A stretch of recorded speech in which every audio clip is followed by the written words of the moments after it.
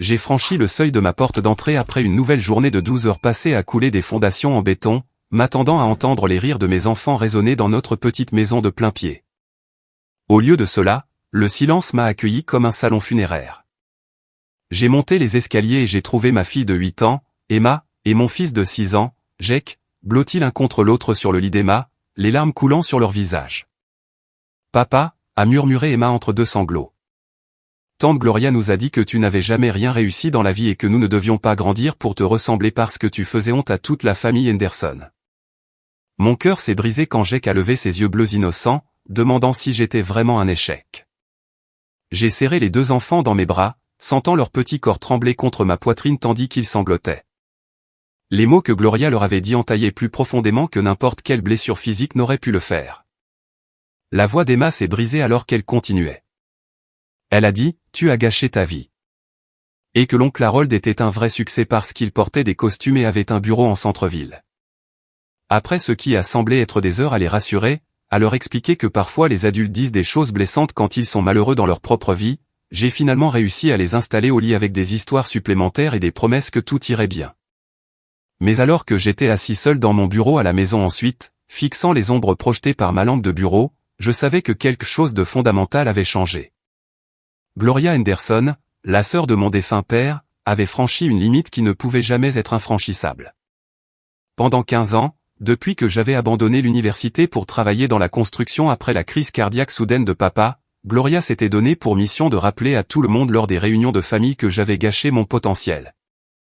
Elle me comparait constamment de manière défavorable à son défunt mari Harold, le décrivant comme l'incarnation du succès tout en me présentant comme l'exemple à ne pas suivre de la famille. Ce que Gloria ne savait pas, ce que personne dans ma famille ne savait, c'est qu'il y a 3 ans, je l'avais sauvé d'une ruine financière complète. Quand Harold est décédé inopinément d'un cancer, laissant derrière lui des montagnes de dettes secrètes, Gloria a fait face à une saisie immobilière immédiate de sa maison victorienne bien aimée au 6511 Maple Street. Elle avait appelé ma mère en larmes, trop fière pour me demander directement de l'aide, mais suffisamment désespérée pour laisser entendre qu'elle avait besoin d'une intervention. J'ai ouvert le tiroir de mon bureau et j'ai sorti un dossier Kraft qui contenait des documents racontant une histoire très différente de celle que Gloria croyait sur ma vie. Titre de propriété, papiers hypothécaires, contrat de location, licence commerciale et relevé bancaire étalés sur mon bureau comme les pièces d'un puzzle qui révélaient la véritable image du succès de Billy Henderson. Par le biais de mon LLC, Henderson Property Investment, j'avais acheté la maison de Gloria pour $215 000, la sauvant de la saisie bancaire. Je suis devenu son propriétaire par le biais de la Riverside Property Management Company, lui facturant 8 cents par mois alors que des propriétés comparables dans ce quartier se louaient à $1 500. Je l'ai fait par compassion familiale, même si elle avait passé des années à dire à des proches que j'étais irresponsable et que je ne réussirais jamais rien. Henderson et son construction, que j'avais bâti absolument à partir de rien, employait maintenant 12 personnes réparties en 2 équipes complètes.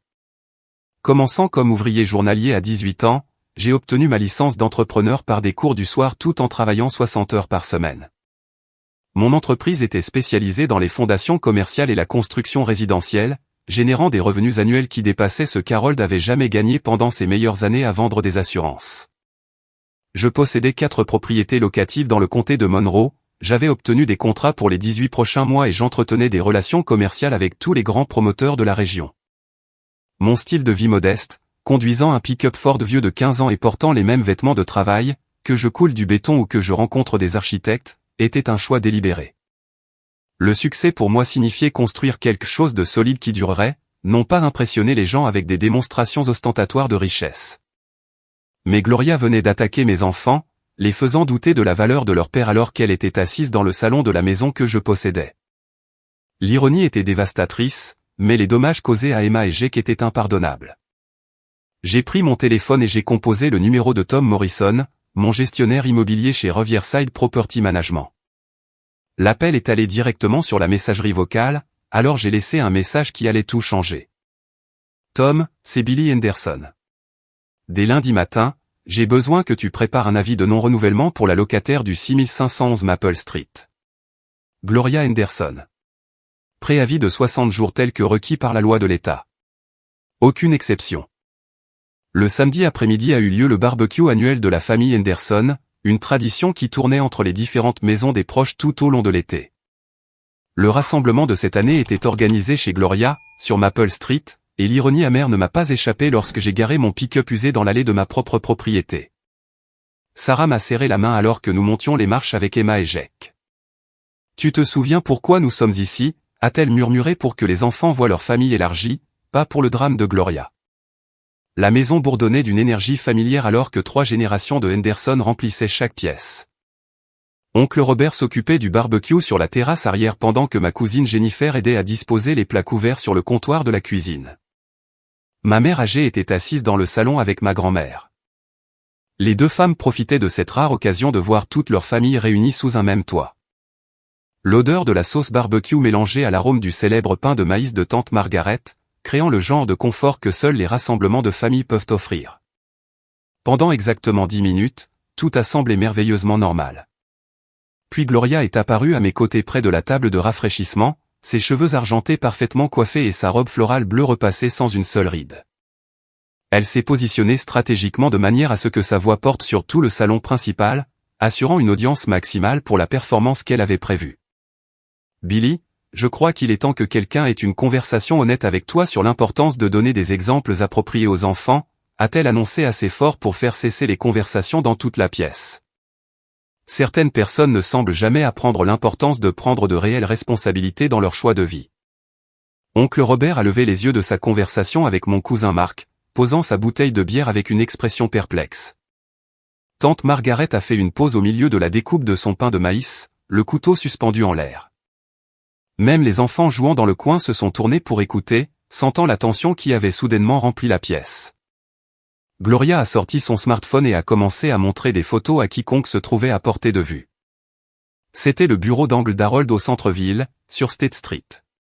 Remarquez le bureau en acajou et la vue sur la place du palais de justice. Et voici son prix de vente régional de 1998, quand il a surpassé tous les autres agents du district. Elle a fait glisser son doigt sur une autre photo, tenant le téléphone assez haut pour que plusieurs personnes puissent voir. Ce magnifique endroit était notre maison de vacances au lac George avant le décès d'Harold. 3 chambres, 2 salles de bain et un quai privé où nous avons passé tous les étés pendant 12 ans. J'ai vu le visage d'Emma commencer à se froisser tandis que les proches acquiesçaient à la présentation de Gloria. Jake s'est rapproché de ma jambe, enroulant ses petits bras autour de mon genou comme s'il cherchait une protection contre quelque chose qu'il ne comprenait pas. Maintenant, j'ai pris le temps d'enseigner aux enfants de Billy les vraies valeurs et les attentes appropriées pour leur avenir, a continué Gloria, sa voix devenant plus théâtrale à chaque phrase. Ils ont besoin de modèles qui peuvent leur montrer à quoi ressemble le vrai succès dans la société américaine. Harold a bâti quelque chose de significatif avec sa carrière. Il a fourni une véritable sécurité, une stabilité et a gagné le respect de ses collègues et de sa communauté. Elle a montré une autre photo d'Harold en costume d'affaires serrant la main d'autres hommes dans ce qui semblait être une sorte de cérémonie de remise de prix. Ce sont les associés d'Harold de la conférence annuelle sur l'assurance à Albany. Remarquez comment ils se comportent, comment ils s'habillent, comment ils se conduisent professionnellement. C'est ça le vrai accomplissement. Ma mère a essayé d'intervenir, sa voix douce mais ferme. Gloria, je pense que tu es un peu dure ici. Dure? Les sourcils de Gloria se sont levés avec une surprise théâtrale. Margaret, ton fils a 32 ans et il travaille toujours dans la construction, salissant ses vêtements tous les jours pour des salaires qui couvrent à peine les dépenses de base. Quelqu'un dans cette famille doit être réaliste quant à sa situation avant que cela n'affecte la compréhension des enfants de ce à quoi ils devraient aspirer. L'expression « salissant ses vêtements » a résonné dans la pièce soudainement silencieuse comme une gifle. J'ai senti la main de Sarah se crisper sur mon bras, ses doigts pressant mon biceps dans le signal d'avertissement que nous avions développé au fil des années de mariage pour m'aider à contrôler mon tempérament dans les situations difficiles. Mais Gloria n'avait pas terminé sa présentation. Elle s'est dirigée vers le centre du salon, se positionnant comme une enseignante s'adressant à une classe pleine d'élèves qui avaient besoin de conseils importants. J'ai réfléchi sérieusement à cela ces dernières semaines, et je crois qu'il est temps pour les membres responsables de la famille de créer un fonds universitaire pour Emma et Jake. Évidemment, leur père ne pourra pas fournir de ressources adéquates pour leur éducation supérieure avec un revenu d'ouvrier du bâtiment. Je suis prête à faire la contribution initiale pour que ce fonds soit correctement établi. Elle a livré cette annonce comme si elle dévoilait une fondation caritative pour aider les enfants défavorisés.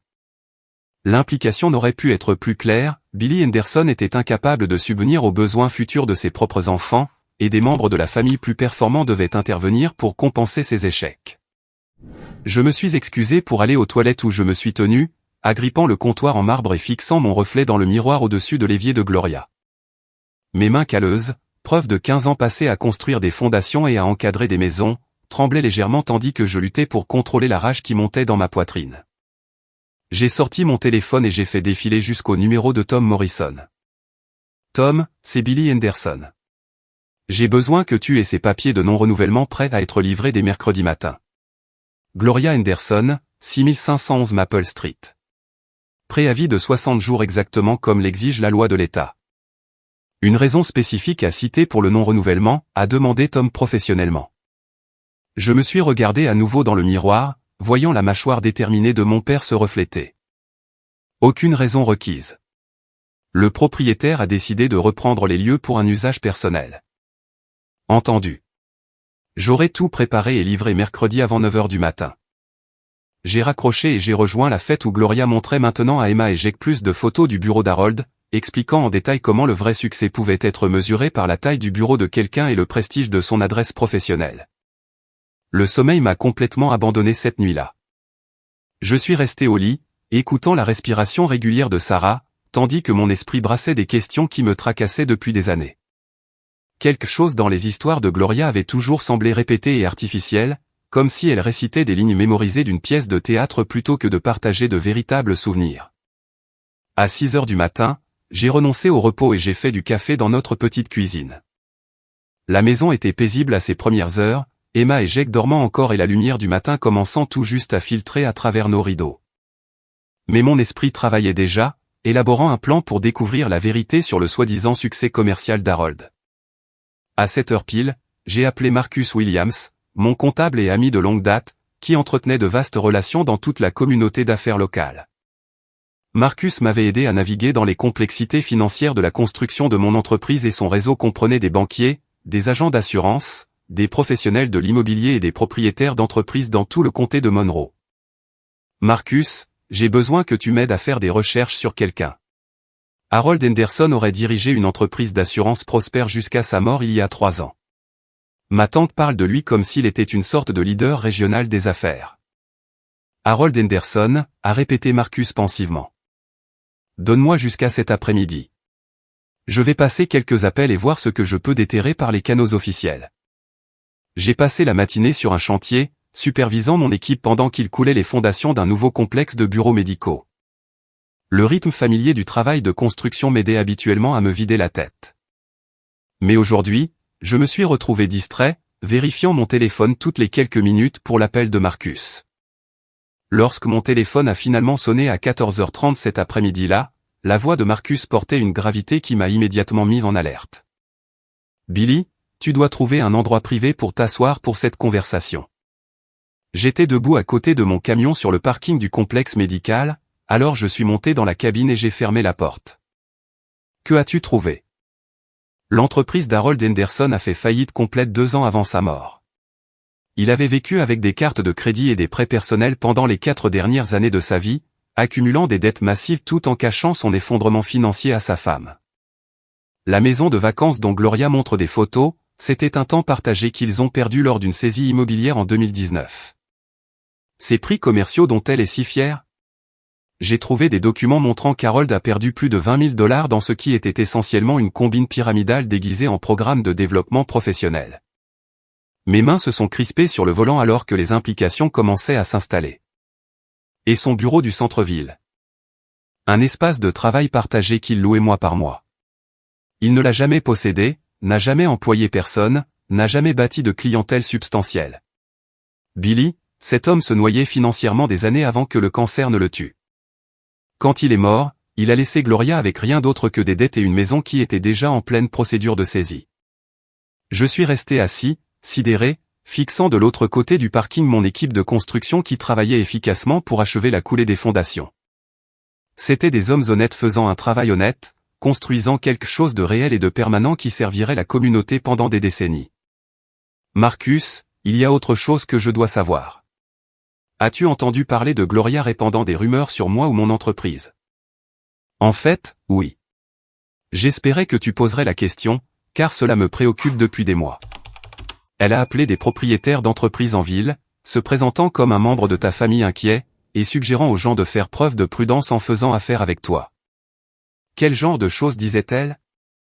Que tu es irresponsable avec l'argent, peu fiable pour les délais de projet, et que les membres de la famille s'inquiètent de tes capacités de prise de décision. Billy, elle t'a coûté le projet du centre commercial Morrison Creek l'année dernière. Le promoteur m'a spécifiquement appelé pour me poser des questions sur ta stabilité financière, car quelqu'un se présentant comme un membre de la famille les avait avertis, vous pourriez ne pas être en mesure de mener à bien un contrat important. Le projet Morrison Creek. 200 000 $ de revenus potentiels qui auraient assuré la croissance de mon entreprise pour l'année suivante. Le promoteur s'était soudainement retiré sans explication claire, invoquant des préoccupations vagues concernant la fiabilité de l'entrepreneur. Il y a plus, a continué Marcus d'un ton sombre. J'ai appelé Linda. Tu sais, ma femme travaille à l'école d'Emma et Jake en tant que coordinatrice bénévole. Ta tante s'y est présentée régulièrement. Disant aux enseignants et au personnel que tes enfants venaient de ce qu'elle appelle un foyer défavorisé où le père a du mal à subvenir aux besoins de base. Le sang a semblé quitter complètement mon visage. Qu'est-ce que cela signifie exactement? Elle les a convaincus d'inscrire Emma et Jake au programme de repas gratuits.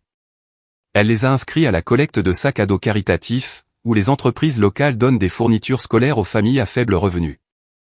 Elle s'est positionnée comme le membre de la famille inquiet, essayant d'aider les enfants dont le père ne peut pas subvenir adéquatement aux besoins. J'ai pensé à Emma qui rentrait de l'école ces derniers temps, semblant plus silencieuse que d'habitude, moins désireuse de parler de sa journée. J'ai pensé à Jake mentionnant que certains de ses camarades de classe lui posaient des questions sur la raison pour laquelle il avait besoin d'une aide spéciale pour l'argent du déjeuner. Marcus, j'ai besoin que tu me procures la documentation de tout ce que tu viens de me dire. Registre téléphonique, contacts commerciaux, communication scolaire, tout ce qui montre ce qu'elle a fait. Je m'en occupe déjà. Billy, cette femme mène une campagne systématique pour détruire ta réputation dans la communauté tout en se positionnant comme le membre de la famille responsable et toi comme l'exemple à ne pas suivre. Après avoir raccroché, je suis resté dans mon camion pendant encore 30 minutes, regardant mon équipe achever son travail avec le genre de compétences professionnelles qui avait bâti la réputation de mon entreprise en 15 ans. Nous étions bons dans ce que nous faisions. Nous construisions des choses durables. Nous traitions les clients équitablement et terminions les projets à temps et dans les limites du budget. Mais Gloria avait sapé tout cela, utilisant sa position de membre de la famille pour semer le doute sur mon caractère et ma fiabilité. Elle avait saboté mes relations d'affaires tout en acceptant un loyer inférieur au marché pour ma propre propriété. J'ai sorti mon téléphone et j'ai appelé Tom Morrison. Tom, je veux avancer le calendrier pour l'avis d'expulsion de Gloria. Peux-tu le livrer mercredi comme prévu? Absolument. Voulez-vous que j'inclue un langage spécifique sur les raisons du non-renouvellement? J'ai regardé de l'autre côté du parking, vers la fondation du complexe médical que mon équipe venait d'achever, sachant que dans quelques mois, ce serait un endroit où les médecins aideraient à guérir les gens et où les familles recevraient les soins dont elles avaient besoin. Juste le langage standard. Le propriétaire a décidé de ne pas renouveler le bail. Rien de plus compliqué. Lundi matin, je me suis retrouvé assis dans la salle de conférence de Riverside Property Management, entouré de documents, d'enregistrements et de preuves qui peignaient un tableau troublant de sabotage délibéré s'étendant sur plusieurs années. Tom Morrison était assis en face de moi avec mon avocate d'affaires, Lisa Chen, tous deux affichant des expressions mêlant préoccupation professionnelle et indignation personnelle. Légalement, vous avez tout à fait le droit de mettre fin au bail de Madame Henderson, a expliqué Lisa en ajustant ses lunettes à monture métallique alors qu'elle examinait le contrat de location. Cependant, compte tenu de l'étendue de ce que nous avons découvert sur son comportement, je vous recommande fortement d'adopter une approche stratégique qui maximisera l'impact lorsque vous révélerez toute la vérité. Tom a fait glisser un dossier épais sur la table de conférence polie. Ce sont des cas documentés où Gloria Henderson a contacté vos clients commerciaux au cours des 18 derniers mois.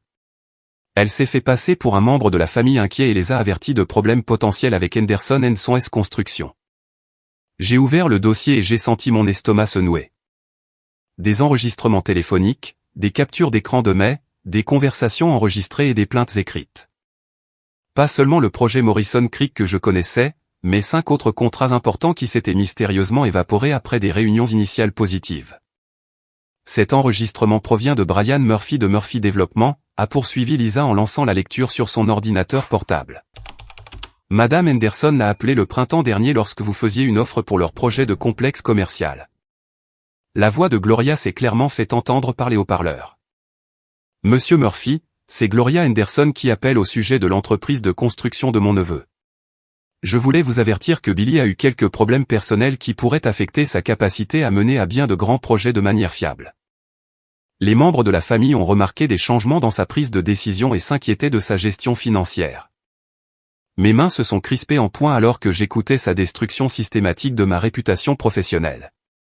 Elle lui a dit, vous avez une dépendance au jeu et vous pourriez ne pas être en mesure de terminer les projets si vous rencontrez une série de pertes, a ajouté Tom tranquillement. Une dépendance au jeu? Je n'avais jamais acheté un billet de loterie à 5 $ de toute ma vie. Lisa a sorti une autre série de documents. Elle a également ciblé vos relations personnelles au sein de la famille élargie. Nous avons des preuves qu'elle a contacté des parents âgés, les avertissant de ne pas vous prêter d'argent si vous en demandiez un jour, affirmant que vous étiez financièrement irresponsable. Mon téléphone a vibré avec un message texte urgent de Sarah. Urgence à l'école avec Emma. Appelle-moi immédiatement. Je suis sorti dans le couloir pour appeler ma femme, mes mains tremblant alors que je composais son numéro. Billy, je suis assise dans le bureau du conseiller d'orientation avec Madame Patterson. La voix de Sarah était tendue d'une fureur à peine contenue. Emma l'a rencontrée 2 fois par semaine le mois dernier parce que ses notes ont baissé et qu'elle s'est retirée de ses amis pendant le déjeuner et la récréation. Qu'est-ce que cela a à voir avec Gloria? Tout. Madame Patterson vient de m'informer que ta tante fait régulièrement du bénévolat ici dans le cadre de leur programme de sensibilisation des familles. Elle a dit à l'administration de l'école qu'Emma et Jake venaient de ce qu'elle a décrit comme un foyer défavorisé où le père a du mal à subvenir aux besoins de base. Je me suis appuyé contre le mur du couloir, me sentant étourdi alors que les implications me frappaient. Sarah, qu'est-ce qu'elle leur a dit exactement? Elle les a convaincus d'inscrire automatiquement nos enfants au programme de petit déjeuner et de déjeuner gratuit. Elle les a inscrits au programme de sac à dos du week-end, où les bénévoles ramènent de la nourriture pour les enfants qui n'auraient pas de repas adéquats pendant le week-end. Elle a dit aux enseignants que vous aviez des difficultés financières et que vous pourriez avoir besoin d'aide pour payer les fournitures scolaires et les frais de sortie scolaire. L'image de mes enfants assis dans la cafétéria de l'école mangeant des repas destinés aux familles en situation de pauvreté pendant que leurs camarades de classe regardaient et chuchotaient a brouillé ma vision de rage. Il y a plus, a continué Sarah. L'entraîneur de soccer de Jake a appelé ce matin. Quelqu'un se présentant comme un membre de la famille l'a contacté, disant que vous ne pouviez pas payer les frais d'inscription au tournoi et demandant si l'équipe avait des fonds de bourse disponibles pour les joueurs issus de familles en difficulté. Quand je suis retourné dans la salle de conférence, Lisa et Tom examinaient des preuves supplémentaires que Marcus avait livrées pendant que j'étais au téléphone. Votre tante a été plus méticuleuse que nous ne l'avions initialement réalisé, a déclaré Lisa d'un ton sombre.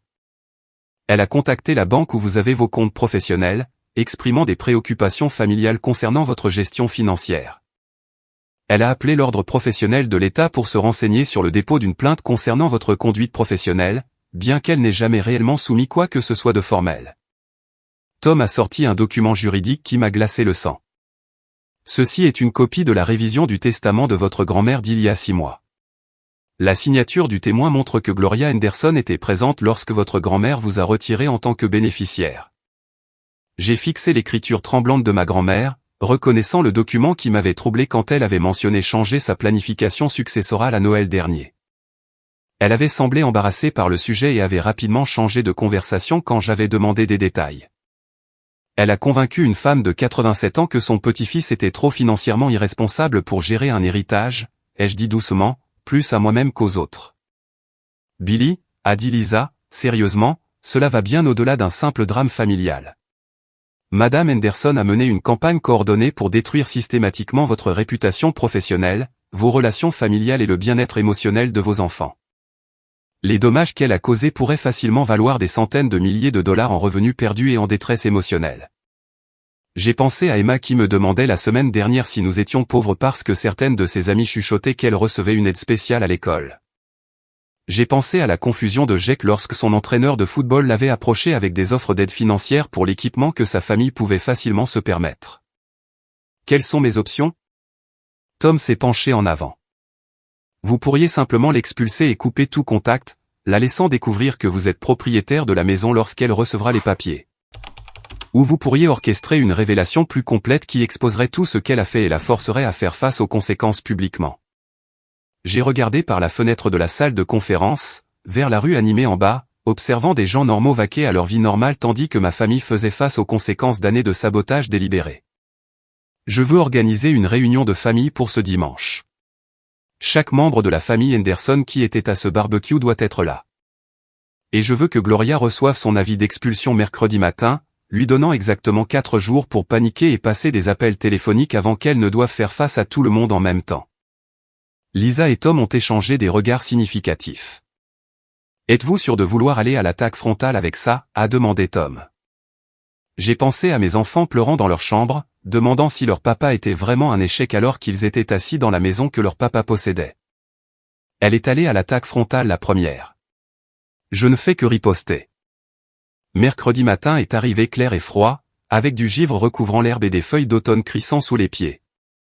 Tom Morrison s'est arrêté au 6511 Maple Street à exactement 9 heures, portant une enveloppe officielle qui contenait des documents légaux assez puissants pour briser le monde soigneusement construit de Gloria. Je me suis positionné à 2 pâtés de maison dans mon pick-up, assez proche pour observer, mais assez loin pour éviter une confrontation immédiate. Dans mon rétroviseur, j'ai vu Tom sonner à la porte et attendre patiemment que des pas s'approchent de l'intérieur de la maison.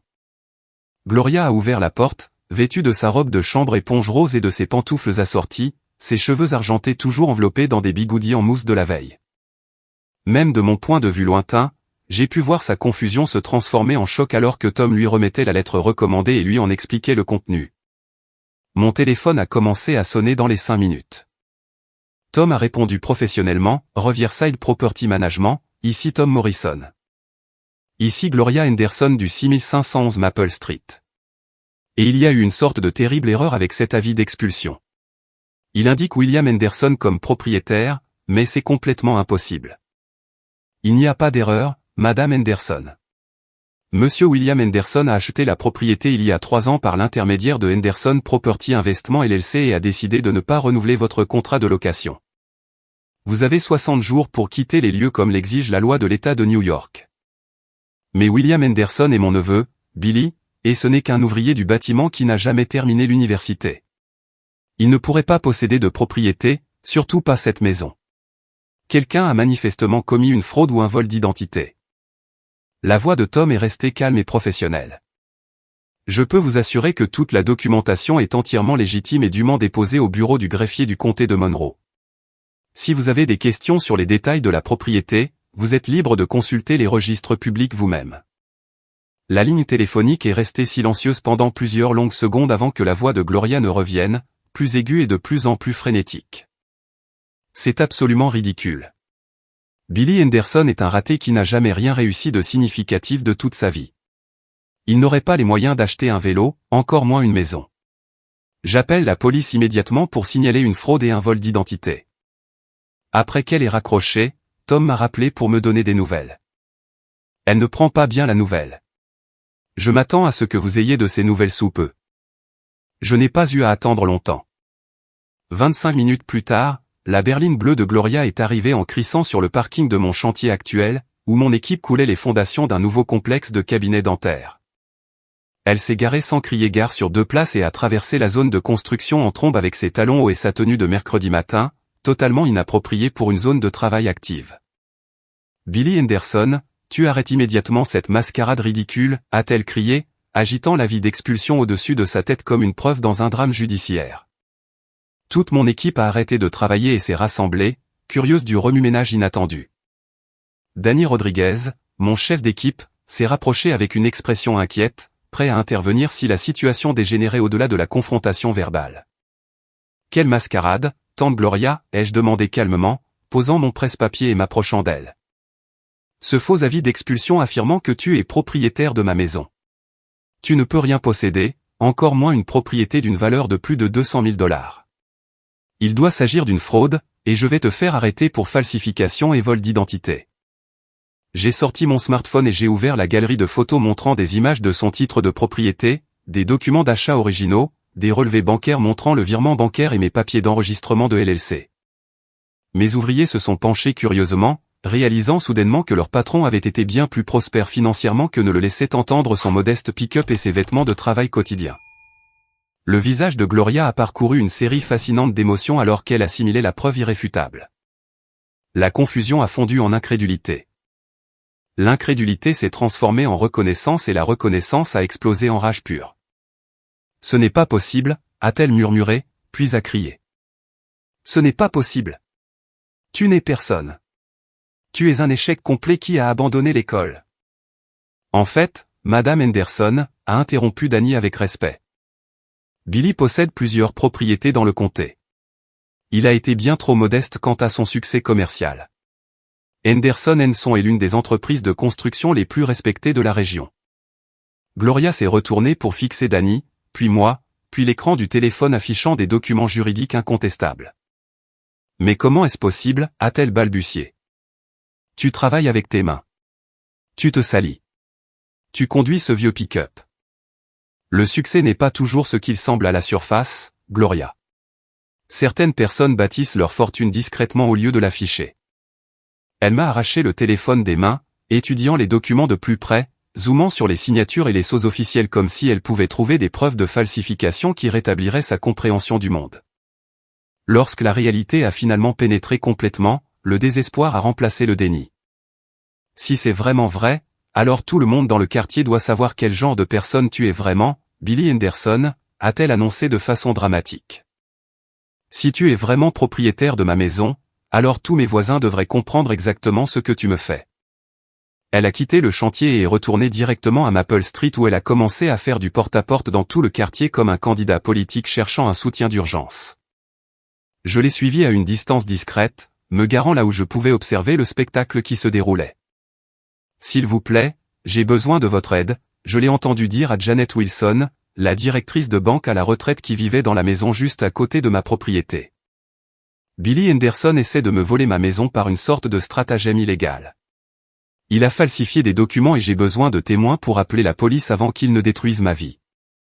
Mais Janet Wilson n'avait pas passé 30 ans à analyser des documents financiers et des demandes de prêts hypothécaires pour rien. Elle a examiné les copies de Gloria du titre de propriété et des dossiers d'achat avec la précision méthodique de quelqu'un qui comprenait les documents légaux. Madame Henderson, ces documents semblent parfaitement légitimes et dûment notariés.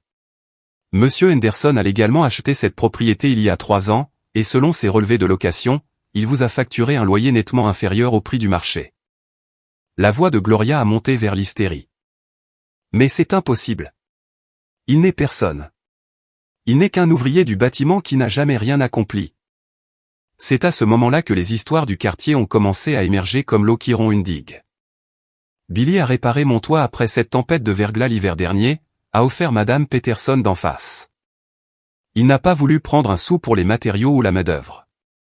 Il laboure toutes nos allées chaque fois qu'il neige, ont ajouté Bob et Martha Johnson de la maison du coin. Il ne demande jamais rien en retour. Il a fait don de tout le bois et de la quincaillerie pour le pavillon du jardin communautaire, a contribué Bob Martinez en désignant le petit parc où les voisins récoltaient les légumes qu'ils cultivaient en coopération. Le visage de Gloria est devenu pâle lorsqu'elle a réalisé l'ampleur de son erreur. Pendant 3 ans, elle s'était plainte à ses mêmes voisins de son neveu raté, qui ne pouvait pas gérer sa propre vie de manière responsable. Maintenant, ils apprenaient que ce même neveu avait discrètement aidé toute la communauté pendant qu'elle critiquait son caractère. « Mais je vous ai dit à tous à quel point il était irresponsable et peu fiable », a protesté Gloria faiblement. L'expression de Janet Wilson s'est nettement durcie. « Oui, vous avez certainement passé un temps considérable à critiquer l'homme qui vous empêchait de devenir sans-abri. Cela semble plutôt ingrat rétrospectivement. » En soirée, la nouvelle s'était répandue dans tout le quartier, Gloria Henderson dénigrait systématiquement son propre propriétaire et bienfaiteur financier depuis des années, tout en acceptant sa générosité bien en deçà du marché. L'histoire est devenue la rumeur du quartier. En quelques heures, la femme fière qui méprisait tout le monde survivait grâce à la charité de la personne même qu'elle prétendait sans valeur. Gloria s'est réfugiée dans la maison et a passé la nuit à passer des appels désespérés à tous les membres de la famille Henderson qu'elle pouvait joindre, essayant de contrôler le récit avant la confrontation prévue de dimanche. Dimanche après-midi, de lourds nuages gris et l'odeur d'une pluie approchante enveloppaient la modeste maison de plain-pied de ma mère sur Birch Street. Des voitures étaient garées des deux côtés de la rue résidentielle étroite alors que les membres de la famille Henderson arrivaient pour ce que Gloria avait frénétiquement décrit comme une intervention d'urgence pour arrêter la vengeance cruelle et vindicative de Billy. J'ai compté 7 véhicules alors que Sarah et moi nous garions avec Emma et Jake, le pick-up rouge de l'oncle Robert, le SUV blanc de ma cousine Jennifer, la berline de tante Margaret, la vieille Buick de ma grand-mère conduite par mon cousin Marc. Et 3 autres voitures appartenant à des proches et amis de la famille que Gloria avait recrutés pour soutenir sa cause. « Tu es prêt pour ça ?» a demandé Sarah en me serrant la main alors que nous nous dirigions vers la porte d'entrée. « Je suis prêt depuis 3 ans. » Le salon bourdonnait d'une tension inconfortable alors que les membres de la famille élargie s'arrangeaient en un cercle approximatif comme des participants à une intervention formelle. Gloria s'était installée dans l'ancien fauteuil inclinable de mon défunt père, entourée de mouchoirs et arborant une expression de dignité blessée qu'elle avait clairement répétée pour un impact émotionnel maximal. L'oncle Robert s'est levé à notre entrée, son visage buriné montrant une réelle inquiétude. « Billy, je suis content que tu sois venu. » Gloria nous a parlé d'une sorte de dispute concernant sa situation de logement. Nous avons pensé que peut-être en discuter en famille pourrait aider tout le monde à comprendre ce qui se passe réellement. Ma cousine Jennifer a hoché la tête en signe de soutien depuis sa position sur le canapé. Nous ne voulons pas que les membres de la famille se battent, surtout pour quelque chose qui pourrait être un malentendu. Quoi qu'il se passe, nous pouvons le régler ensemble. Gloria a tamponné ses yeux avec un mouchoir froissé, parlant d'une voix soigneusement modulée pour exprimer une souffrance courageuse. Je ne comprends tout simplement pas d'où vient toute cette hostilité soudaine. J'ai fait de mon mieux pour soutenir Billy et aider à guider ses enfants vers de meilleurs exemples de succès et de responsabilité. Ma mère a fait signe à tout le monde de se calmer et de me donner une chance d'expliquer ma perspective avant de porter un jugement sur la situation. J'ai posé mon sac d'ordinateur portable sur la table basse et j'ai connecté mon ordinateur au téléviseur de maman, exactement comme je l'avais prévu lors de mes sessions de stratégie avec Tom et Lisa. Avant que quelqu'un d'autre ne dise quoi que ce soit, je veux que tout le monde voie des documents qui clarifieront exactement ce qui s'est passé. La première image apparue sur l'écran du téléviseur était un relevé bancaire montrant l'achat du 6511 Maple Street pour 215 000 $, avec mon nom clairement indiqué comme acheteur et la transaction datée de 3 ans plus tôt. L'oncle Robert a plissé les yeux devant l'écran, confus. « Billy, qu'est-ce que nous regardons ici ?» Il y a 3 ans, lorsque Gloria faisait face à une saisie immobilière après le décès d'Harold, j'ai acheté sa maison par le biais de ma société d'investissement pour l'empêcher de la perdre. Je suis son propriétaire depuis 3 ans, lui facturant un loyer mensuel de 8 cents $ pour une propriété qui se loue à 1500 $ sur le marché actuel. La pièce est tombée dans un silence complet, à l'exception du bruit de la pluie qui commençait à tomber sur les fenêtres. « C'est ma maison », a dit Gloria faiblement. « C'est ma maison depuis 18 ans. »« C'est ma maison depuis 3 ans, Gloria. » « Tu es ma locataire. » J'ai cliqué sur le document suivant, ma licence commerciale pour Henderson & Son Construction, affichant des revenus annuels qui ont fait halter plusieurs membres de la famille. La bouche de ma cousine Jennifer s'est ouverte. « Billy, ça dit que tu as gagné plus de 800 000 $ l'année dernière. » Henderson & Son Construction emploie 12 personnes réparties en 2 équipes. Nous sommes spécialisés dans les fondations commerciales et la construction résidentielle dans tout le comté de Monroe. L'écran suivant affichait les titres de propriété de 4 propriétés locatives différentes que je possédais, avec leurs valeurs estimées et les prix du marché actuel. L'oncle Robert s'est levé de sa chaise, étudiant attentivement l'écran de télévision. « Attends une minute, Billy. Tu nous dis que tu possèdes plusieurs propriétés, mais tu conduis ce vieux pick-up et tu ne parles jamais d'avoir de l'argent. Parce que le vrai succès ne consiste pas à impressionner les gens ou à afficher sa richesse. Il s'agit de bâtir quelque chose de solide qui assure la sécurité de votre famille et aide votre communauté si possible. » J'ai cliqué sur un nouveau dossier intitulé « Preuves » et l'atmosphère dans la pièce a radicalement changé, passant de la confusion à une attention concentrée. Maintenant, je veux montrer à tout le monde ce que Gloria a fait en vivant dans ma maison et en acceptant ma générosité en deçà du marché. Le premier fichier audio a été diffusé par les haut-parleurs de la télévision avec une clarté cristalline. La voix indubitable de Gloria a rempli la pièce alors qu'elle parlait à quelqu'un au téléphone. Ici Gloria Henderson, appelant au sujet de l'entreprise de construction Henderson & Son S. Je suis la tante de Billy, et je me suis senti obligé de vous avertir qu'il n'est peut-être pas le choix le plus fiable pour les grands projets de construction. Les membres de la famille ont remarqué des schémas préoccupants dans sa prise de décision et sa gestion financière qui nous inquiètent quant à sa capacité à mener à bien les contrats importants. La pièce a éclaté en murmures choqués et en mouvements inconfortables alors que les proches assimilaient ce qu'ils entendaient. « Gloria », a dit ma mère sèchement. « Qu'est-ce que c'est exactement cet enregistrement ? » « C'est Gloria qui appelle mes clients commerciaux pour saboter des contrats et détruire ma réputation professionnelle, » ai-je répondu calmement. Elle m'a coûté environ 250 000 $ de revenus perdus au cours des 18 derniers mois. Le visage de Gloria était devenu complètement blanc, mais elle a essayé de maintenir sa position défensive. J'essayais de protéger les gens de commettre des erreurs potentiellement coûteuses. J'ai diffusé le deuxième enregistrement, celui de l'entraîneur de football de GEC. Salut, c'est l'entraîneur Williams qui vous rappelle au sujet de la famille Henderson. Quelqu'un se présentant comme un membre de la famille m'a contacté, suggérant que Billy Henderson pourrait ne pas avoir les moyens de payer les frais d'inscription au tournoi et demandant si notre équipe avait des fonds de bourse disponibles pour les joueurs issus de familles défavorisées. Emma et Jack m'ont regardé avec des expressions confuses, ne comprenant pas pourquoi quelqu'un dirait aux gens que leur papa n'avait pas les moyens de payer les dépenses de football alors qu'il venait de leur acheter de nouvelles crampons et équipements la semaine précédente. La série de documents suivante montrait la correspondance entre Gloria et l'école primaire où elle avait inscrit mes enfants à des programmes de repas gratuits et à des collectes de bienfaisance tout en les décrivant comme provenant d'un foyer financièrement défavorisé. Elle a convaincu les enseignants d'Emma et Jack que je ne pouvais pas subvenir aux besoins de base de mes enfants, ai-je expliqué, regardant les expressions de ma famille se transformer de la confusion à l'horreur.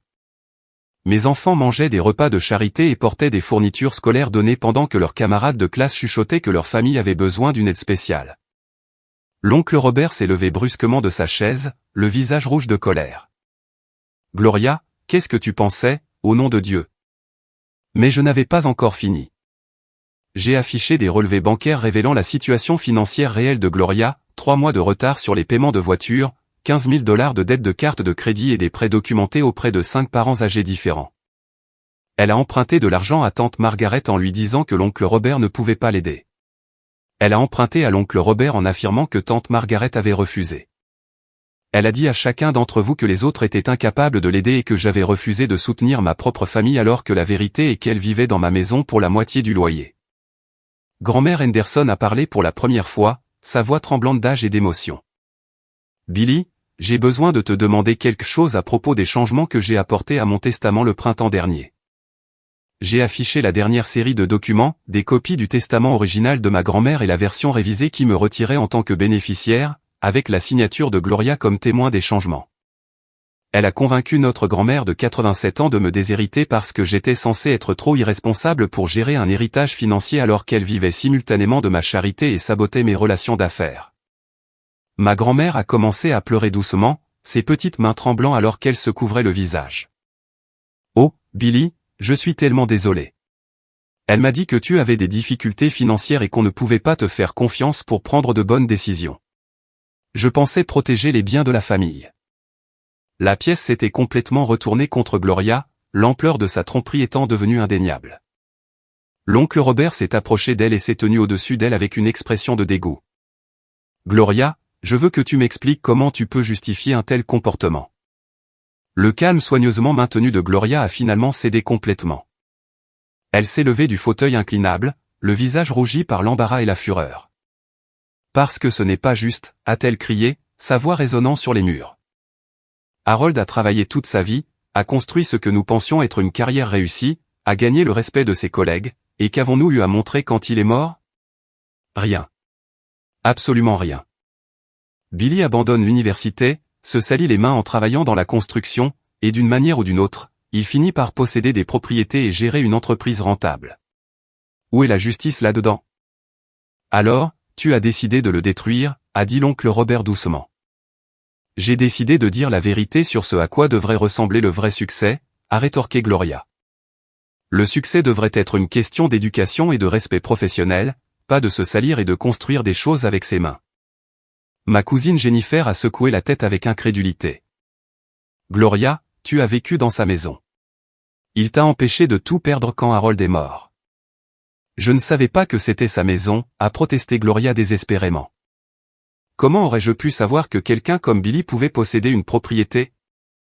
J'ai refermé l'ordinateur portable et j'ai regardé autour de moi, vers les membres de ma famille, la plupart fixant Gloria avec des expressions allant de la déception à la colère pure et simple. La vérité est que Gloria a vécu dans ma maison et a accepté mon aide financière tout en menant une campagne de 3 ans pour détruire ma réputation, saboter mon entreprise et nuire à ma relation avec mes propres enfants. Elle a convaincu Emma et Jake que leur père était un échec alors qu'elle était assise dans le salon de la maison que j'ai achetée pour l'empêcher de devenir sans abri. L'oncle Robert est retourné auprès de Gloria. Prends tes affaires et pars. Tu n'es pas la bienvenue aux réunions de famille tant que tu n'auras pas trouvé comment t'excuser pour ce désordre et faire des réparations. Où suis-je censé aller, a demandé Gloria désespérément, la réalité de sa situation lui revenant enfin complètement. C'est quelque chose que tu aurais dû considérer avant de passer 3 ans à attaquer la personne qui te tenait hors de la rue, a-t-il répondu fermement. Un par un, les membres de la famille se sont levés et se sont dirigés vers la porte, laissant Gloria isolée au centre de la pièce. Grand-mère Henderson s'est approchée de moi, les larmes aux yeux. Billy, peux-tu pardonner à une vieille femme stupide d'avoir cru des mensonges sur son propre petit-fils? Je l'ai serré doucement dans mes bras. Il n'y a rien à pardonner, grand-mère. Tu as fait confiance à quelqu'un que tu pensais pouvoir croire. Tandis que la pièce se vidait, Gloria est restée debout près de l'ancien fauteuil inclinable de mon père, comprenant enfin que ces années de manipulation et de sabotage avaient détruit non seulement ma réputation, mais aussi sa propre place au sein de la famille Henderson. 2 semaines après la confrontation familiale qui a tout changé, mon téléphone a commencé à sonner avec des opportunités inattendues. La nouvelle s'était répandue dans la communauté de la construction très unie du comté de Monroe concernant le sabotage systématique de Gloria, et les entrepreneurs, qui avaient entendu des rumeurs suspectes sur la construction de Henderson & Son. Comprenaient maintenant qu'ils avaient été délibérément trompés par quelqu'un ayant des motivations personnelles. Mike Stevens de Stevens Développement a appelé un mardi matin alors que j'examinais les plans d'un complexe résidentiel. Billy, je vous dois des excuses sincères. Quelqu'un se présentant comme un membre de votre famille inquiet m'a contacté l'année dernière lorsque vous avez soumis votre offre pour notre centre commercial. Ils ont suggéré que vous pourriez avoir des problèmes de fiabilité qui pourraient affecter l'achèvement du projet. Je me suis penché en arrière dans mon fauteuil de bureau, me souvenant du projet Stevens comme d'un autre contrat qui s'était mystérieusement évaporé après des réunions initiales prometteuses. Qu'est-ce qu'ils vous ont dit spécifiquement, Mike? Que vous aviez pris des décisions financières douteuses et que les membres de la famille s'inquiétaient de votre capacité à gérer des projets à grande échelle de manière responsable. Maintenant, je comprends ce qui s'est réellement passé. J'ai un nouveau projet de complexe commercial qui débutera le mois prochain et qui est parfait pour votre équipe si vous êtes intéressé. 3 autres entrepreneurs ont appelé la même semaine avec des histoires similaires et de nouvelles opportunités commerciales. Jim Morrison de Morrison Développement m'a offert le contrat que j'avais perdu l'année précédente, plus 2 projets supplémentaires que son entreprise avait prévus pour le printemps suivant. Mon calendrier professionnel s'est rempli plus vite que je ne pouvais gérer la charge de travail. La situation à l'école primaire s'est résolue avec la même efficacité. La directrice Rodriguez a demandé une réunion formelle pour s'excuser du malentendu concernant la situation financière de ma famille et pour s'assurer qu'Emma et Jake seraient immédiatement retirés de tous les programmes d'aide. Nous mettons en œuvre de nouveaux protocoles concernant les informations financières familiales, a expliqué Madame Rodriguez alors que nous étions assis dans son bureau surplombant la cour de récréation où mes enfants profitaient de la récréation avec leurs amis. Seuls les parents ou les tuteurs légaux peuvent prendre des décisions concernant les programmes d'aide, et nous exigeons une preuve documentée du besoin plutôt que de nous fier à des recommandations de tiers. L'enseignante d'Emma, Madame Patterson, m'a pris à part après la réunion pour partager ses observations sur la transformation récente de ma fille. Emma était renfermée et anxieuse depuis des mois, mais je n'ai compris pourquoi que maintenant. Elle était embarrassée d'être inscrite à des programmes pour les familles à faible revenu et pensait que cela signifiait que sa famille avait des difficultés financières. Cet après-midi a apporté un revirement complet dans l'attitude de mes enfants envers l'école et leurs relations sociales. Emma a traversé notre porte d'entrée, son sac à dos volant derrière elle et un sourire qui a illuminé tout notre salon. « Papa, j'ai dit à tout le monde au déjeuner que tu possèdes des maisons et que tu diriges une entreprise de construction », a-t-elle annoncé fièrement.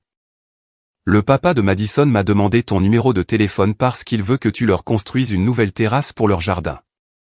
Jake n'était pas loin derrière sa sœur, bondissant pratiquement d'excitation. L'entraîneur Williams a dit qu'il était désolé pour l'histoire de la bourse et il veut savoir si tu peux aider à réparer le toit de l'abri avant le début de la prochaine saison. Ma mère a appelé ce soir-là avec des nouvelles de la réaction de ma grand-mère en apprenant la vérité sur la manipulation de Gloria. Elle a passé tout l'après-midi au bureau de son avocat à déchirer ce testament révisé et à rétablir la version originale qui t'inclut comme bénéficiaire. Elle veut aussi emmener Emma et Jake faire du shopping ce week-end pour de nouveaux vêtements d'école. Maman, ils n'ont besoin de rien. Ils n'ont jamais été réellement défavorisés ou manquant de nécessités de base. Je le sais parfaitement bien, mon fils. Mais ta grand-mère se sent très mal de t'avoir douté à cause de mensonges, et elle veut gâter un peu ses arrière-petits-enfants pour compenser son erreur. Laisse-la faire ce petit geste d'excuse. La date d'audience de Gloria est arrivée un jeudi matin gris de novembre. Elle avait tenté de contester l'expulsion par des voies légales, invoquant le harcèlement du propriétaire et la discrimination fondée sur les liens familiaux. La juge Patricia Wells a examiné toutes les preuves méthodiquement, y compris les enregistrements des appels de Gloria à mes clients commerciaux et la documentation de son ingérence dans la situation scolaire de mes enfants. Madame Raclement de Gorge Henderson, a déclaré la juge Wells d'un ton sévère depuis le banc, non seulement je ne trouve absolument aucune preuve de harcèlement ou de discrimination. Mais les preuves démontrent clairement que M. Henderson a été exceptionnellement généreux en tant que propriétaire. Facturer un loyer mensuel de 8 cents $ pour une propriété d'une valeur de 1500 $ sur le marché actuel témoigne d'une gentillesse considérable plutôt que de cruauté. La juge a ordonné à Gloria de verser une restitution de 12 000 $ pour avoir délibérément interféré avec mes relations commerciales, un règlement qui aiderait à compenser certains des contrats qu'elle m'avait coûtés par sa campagne de sabotage. De plus, a poursuivi la juge Wells, je suis profondément troublé par les preuves d'ingérence délibérée dans les opérations commerciales de M. Henderson et l'impact émotionnel sur ses enfants mineurs. Votre comportement, tel que documenté dans ces procédures, semble démontrer un schéma de manipulation et de tromperie que ce tribunal juge totalement inacceptable. Le journal local a repris l'histoire, publiant un bref article intitulé « L'entrepreneur local gagne un procès pour harcèlement contre son ancienne locataire ». L'article mentionnait que la locataire avait systématiquement interféré avec les relations commerciales tout en vivant dans une propriété appartenant au plaignant, présentant l'affaire comme une mise en garde concernant les litiges locatifs et les conflits familiaux. Le jour du déménagement est arrivé avec des déménageurs professionnels et un grand camion U-Haul garé dans l'allée de ma propriété. Je me suis rendu au 6511 Maple Street pour effectuer une inspection finale et m'assurer que la transition se déroulait sans heurts, sans drame supplémentaire. Gloria se tenait sur le porche, l'air plus petite et plus âgée que je ne me souvenais de nos précédentes rencontres. Sa confiance habituelle et sa dignité théâtrale avaient été remplacées par quelque chose qui ressemblait à un véritable remords mêlé d'un profond embarras. « Billy » a-t-elle dit doucement alors que j'approchais des marches du porche, « pourrais-je s'il te plaît te dire un mot avant de partir définitivement ?» Je me suis arrêté au bas des marches du porche, maintenant une certaine distance physique entre nous tout en restant suffisamment proche pour une conversation normale. « Je sais que tu as tout à fait le droit de me haïr pour ce que j'ai fait, » a-t-elle commencé, sa voix à peine au-dessus d'un murmure. « Ce que j'ai fait à toi et à ta famille était mal. Non seulement mal, mais cruel, stupide et complètement injustifiable. » Des larmes coulaient sur ses joues, et pour la première fois depuis des années, elles semblaient sincères plutôt que jouées pour un impact émotionnel maximal. Quand Harold est mort et que j'ai découvert que nous avions tout perdu, je me suis senti comme un échec complet. Ici, j'avais parlé pendant des années de son succès commercial et de notre style de vie confortable. Et soudain, j'ai réalisé que tout n'avait été qu'une illusion. Quand j'ai découvert que tu réussissais vraiment financièrement, que tu possédais des biens et que tu dirigeais une entreprise prospère, cela m'a fait me sentir encore plus mal face à ma propre situation. Elle s'est essuyé le nez avec un mouchoir, luttant pour garder son sang-froid tout en admettant des vérités qu'elle n'avait jamais prononcées à voix haute. Je me suis convaincu que ton succès n'était pas un vrai succès parce que tu travaillais de tes mains au lieu de rester derrière un bureau à porter des costumes d'affaires. J'avais besoin de croire cela pour me sentir mieux d'avoir échoué si complètement à tout ce qui comptait. J'ai écouté sans l'interrompre, la regardant se débattre avec les émotions et les réalisations qu'elle avait enfouies sous des années de comportement défensif et de supériorité fabriquée. Mais le pire, ce que je ne pourrai jamais me pardonner, c'est que j'ai blessé Emma et Jake. J'ai blessé des enfants innocents parce que j'étais jalouse et en colère à cause de mes propres échecs. Il n'y a aucune excuse pour cela. Absolument aucune excuse. Elle a sorti une enveloppe de son sac à main, la tendant vers moi avec des mains tremblantes. Ceci est une lettre d'excuse à Emma et Jake pour les choses horribles que j'ai dites à ton sujet. Je sais que cela ne répare rien ni n'annule les dégâts, mais je voulais qu'ils comprennent que ce que je leur ai dit à propos de leur père était complètement faux. Tu es un bon père et un homme qui réussit, et ils devraient être fiers de toi. J'ai accepté l'enveloppe mais ne l'ai pas ouverte pendant qu'elle regardait. Gloria, je veux que tu comprennes quelque chose d'important. Je ne t'ai pas expulsé parce que je voulais me venger ou parce que j'aimais te voir souffrir. Je t'ai expulsé parce que tu as franchi une limite en blessant mes enfants. Tu as fait honte à Emma et Jake de leur père alors que tu étais assise dans la maison que j'ai achetée pour t'aider à éviter d'être sans abri. C'était impardonnable. Elle a hoché la tête, de nouvelles larmes coulant alors qu'elle reconnaissait la vérité de mes paroles. Je sais, et je vais passer un très long moment à essayer de comprendre comment vivre avec ce que j'ai fait à des gens qui ne le méritaient pas. Malgré tout ce qu'elle avait fait subir à ma famille, je me suis retrouvé à l'aider à porter des cartons jusqu'au camion de déménagement. Ce n'était pas exactement du pardon, mais ce n'était pas de la cruauté non plus. C'était simplement la bonne chose à faire, en accord avec les valeurs que je voulais inculquer à mes enfants. Gloria, je vais te donner les coordonnées d'un conseiller financier spécialisé dans l'aide aux personnes qui se reconstruisent après des revers importants. Sans jugement, juste une assistance pratique pour la budgétisation et la planification de l'avenir. Elle a semblé réellement surprise par ce geste. Après tout ce que je t'ai fait, à toi et à ta famille, tu essaies toujours de m'aider. Je ne fais pas cela spécifiquement pour toi. Je le fais parce qu'aider les gens est ma nature. Le succès ne consiste pas à rabaisser les autres, même les personnes qui ont d'abord essayé de vous rabaisser. 6 mois plus tard, Henderson & Son Construction avait étendu ses opérations à 3 comtés de l'ouest de New York. J'avais embauché 4 travailleurs supplémentaires et acheté 2 nouveaux camions pour faire face à l'augmentation de la charge de travail. L'entreprise avait dépassé mes projections initiales, grâce aux recommandations de clients satisfaits et à la solide réputation que j'avais bâtie au cours de 15 ans de travail honnête et de services fiables. J'ai transformé le 6511 Maple Street en mon siège social, avec des bureaux modernes au rez-de-chaussée et des appartements confortables à l'étage pour mes chefs d'équipe. La rénovation symbolisait tout ce que j'avais appris sur la construction de quelque chose de significatif et de permanent plutôt que de simplement impressionnant et ostentatoire. La confiance d'Emma et Jake est revenue, plus forte qu'avant les attaques de Gloria. Emma a écrit un essai scolaire intitulé « Mon papa, mon héros », qui a remporté le concours d'écriture créative du district.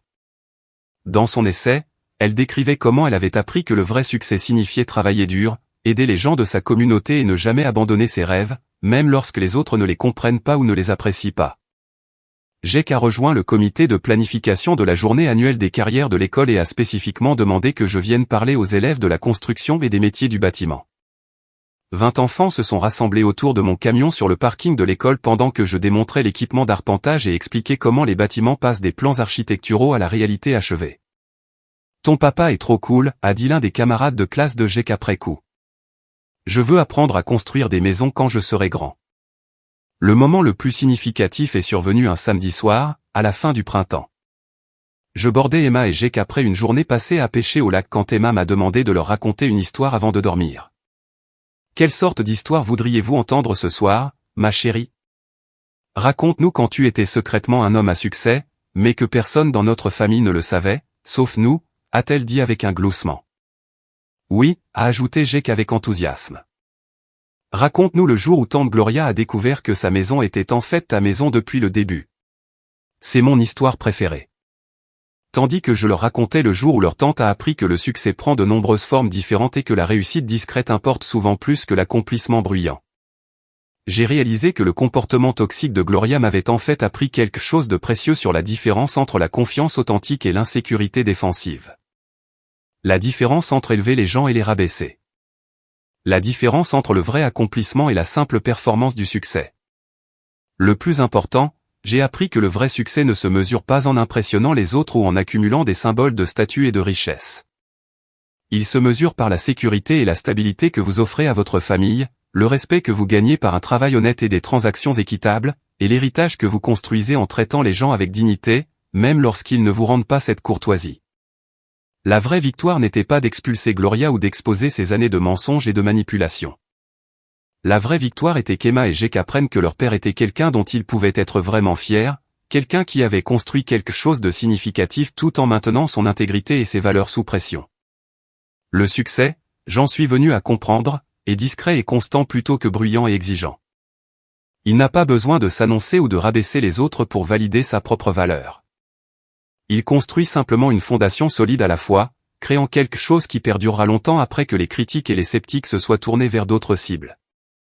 Cette nuit-là, en écoutant la respiration paisible d'Emma et Jake et en pensant à la maison où nous vivions, à l'entreprise que j'avais créée et aux relations familiales que j'avais reconstruites.